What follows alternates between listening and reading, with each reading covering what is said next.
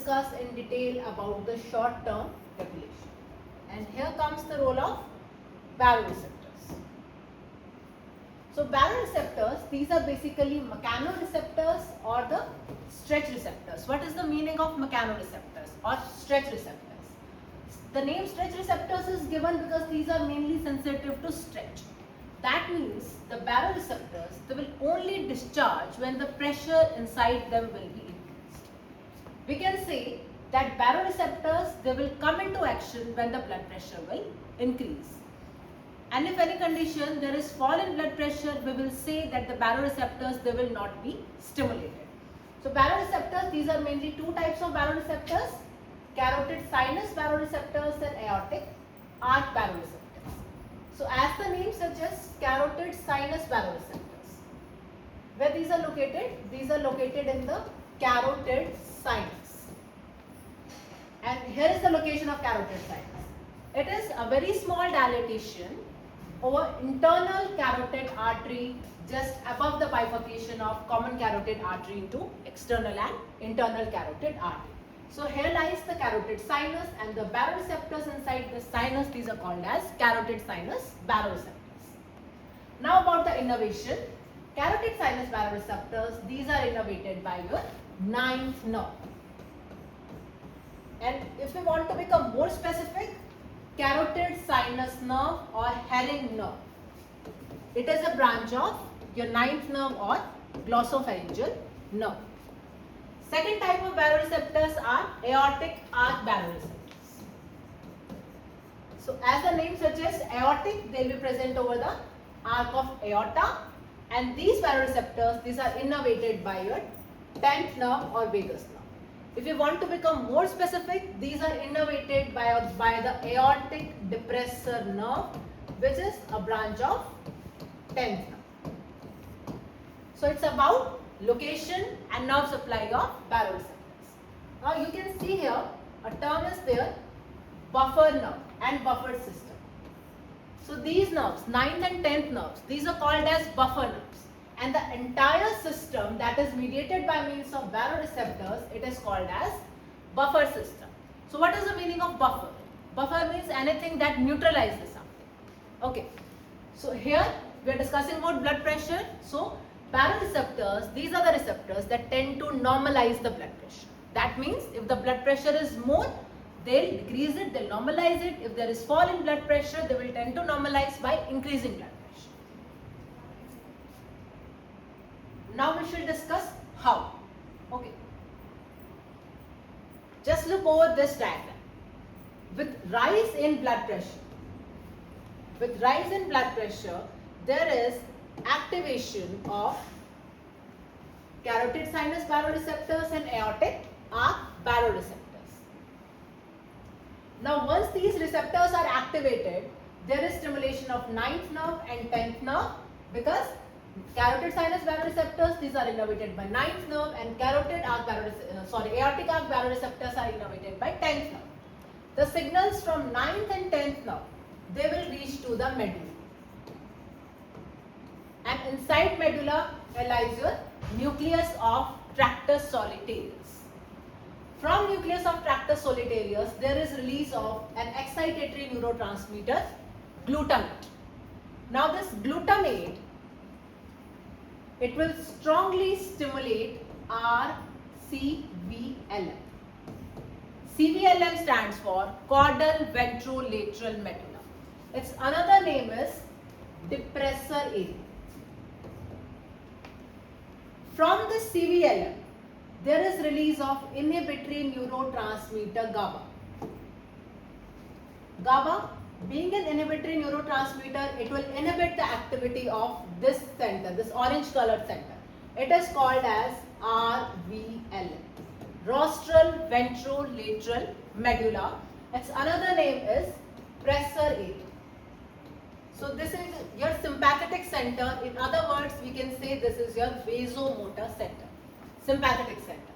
So you can see till here, if the blood pressure is higher, by means of stimulation of these baroreceptors, signals are traveling via 9th and 10th nerve, reaching the nucleus tractus solitarius, and there is inhibition of sympathetic activity. How inhibition?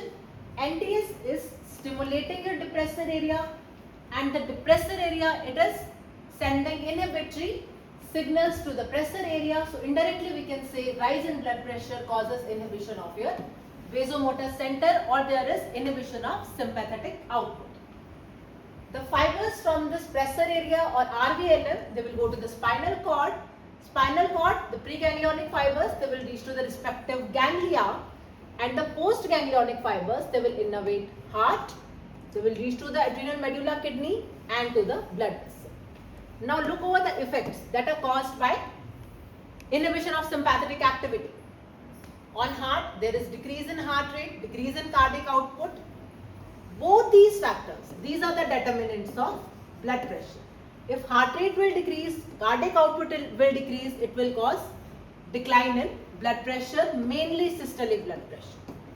Because cardiac output, it is the determinant of your systolic blood pressure. If we look at the arteries and veins, there will be vasodilation, arterial and venodilation we can say. Decline in the peripheral vascular resistance, ultimate effect will be decrease in diastolic blood pressure. Okay, so initially there was increase, end result is decrease in systolic and diastolic blood pressure. Or we can say there will be normalization of blood pressure. Okay, simultaneously one another mechanism is also taking place. NA, it stands for nucleus ambiguous.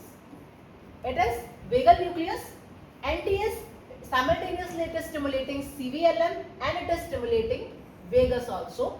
Vagus, it directly exerts parasympathetic effect over heart, ultimately causing reduction in heart rate and cardiac output. Okay. Now, what will happen if there will be fall in the blood pressure? We discussed about rise, now about the fall. If there is low blood pressure, then what will happen? Will these baroreceptors be stimulated? No, they will remain unstimulated. So never say this word that baroreceptors, they will be depressed. No, they are unstimulated. The word is unstimulated. They will not be affected anymore now. They will be unstimulated. No release of glutamate will take place from NTS. CVLM, it will not be stimulated. Ultimate effect is GABA will not be released, and your VMC or RVLM, it will keep on performing its action.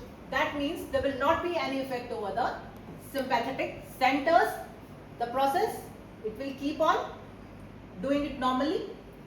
VMC, it will be stimulated, there will be increase in heart rate, there will be increase in cardiac output, no vasodilation will take place, and ultimately there will be rise in blood pressure or there will be normalization of blood pressure. That's why we had used the term buffer. When there was increase in blood pressure, there was inhibition of this sympathetic center and there was fall in blood pressure, or we can say normalization. When there was reduction in blood pressure, again the effect of VMC. Sympathetic activity, it is not decreased and there is normalization of blood pressure. That's why we use the term buffer nerves, and baroreceptor system is buffer system. So let's understand it again. Now we can say that the baroreceptor system,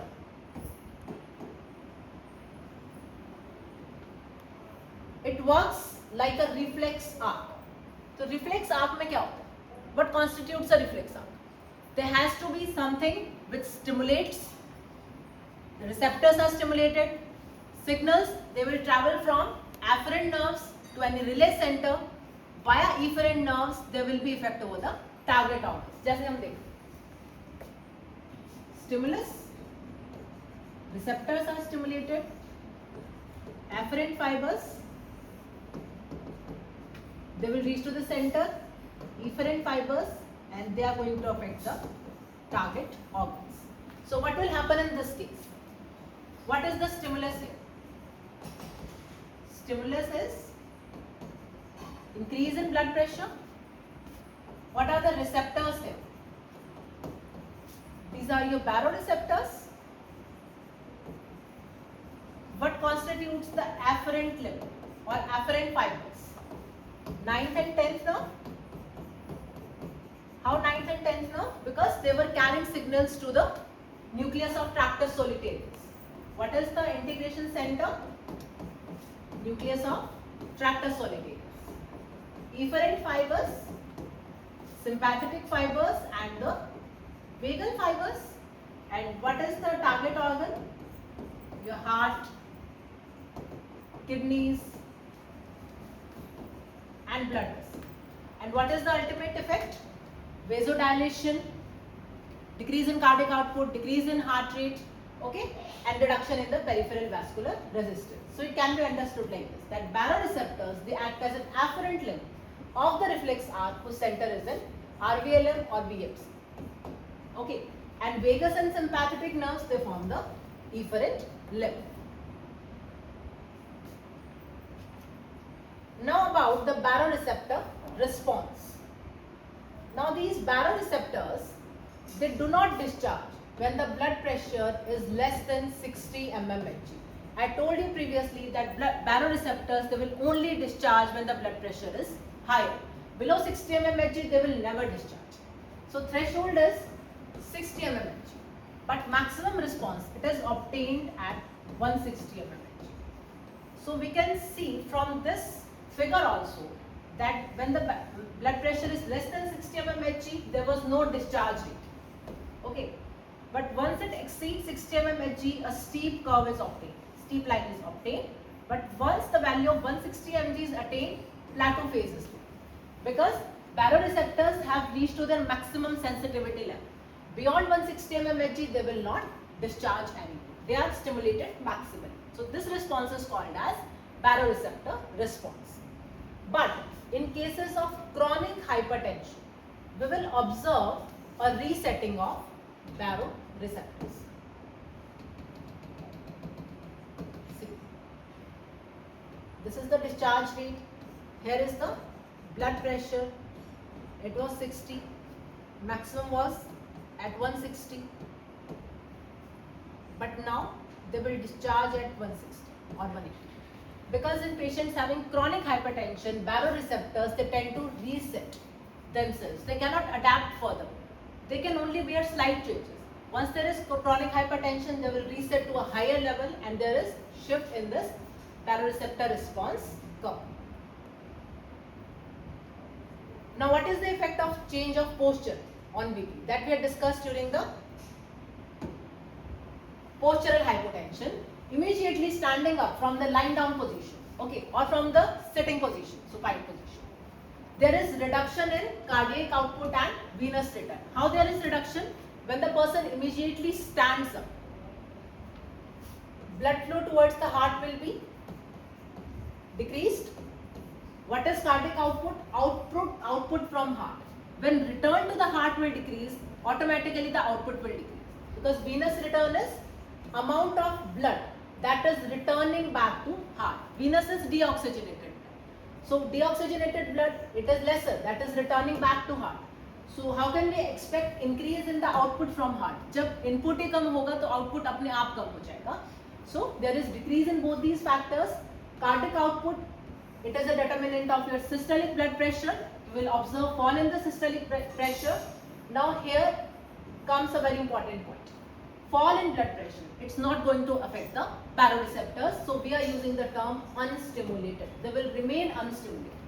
When baroreceptors will remain unstimulated, what will happen to the sympathetic stimulation? There will be strong sympathetic stimulation.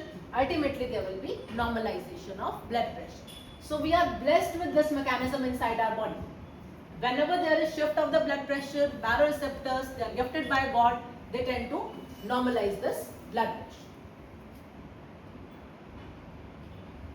But in cases of postural hypotension,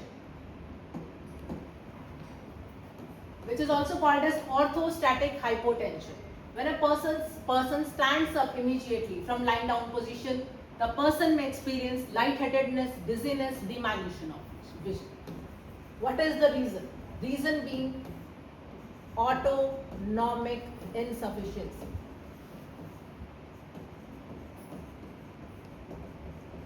In the patients suffering from autonomic insufficiency, postural hypotension, it is C. Otherwise not. Now, there is another term atrial baroreceptors. What are these? These are the volume receptors.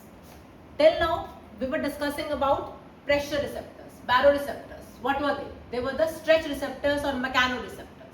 Now we are talking about the volume receptors, but still the name baroreceptors is there. Baro means blood pressure. The receptors that are present inside the atria or heart. These are located subendocardially in the atria. But these are stimulated by change in the volume. Okay. So whenever the volume of the atria will be increased, there is stimulation of these atrial baroreceptors and there will be normalization of blood pressure. Now a very important mechanism and clinical application is your Bainbridge reflex. So Bainbridge, he was a scientist who infused saline in the anesthetized dogs. And what did he observe? When saline was infused, there was stimulation of these atrial baroreceptors and that causes tachycardia. Why tachycardia? Because stimulation of atrial baroreceptors caused by infusion of saline, that means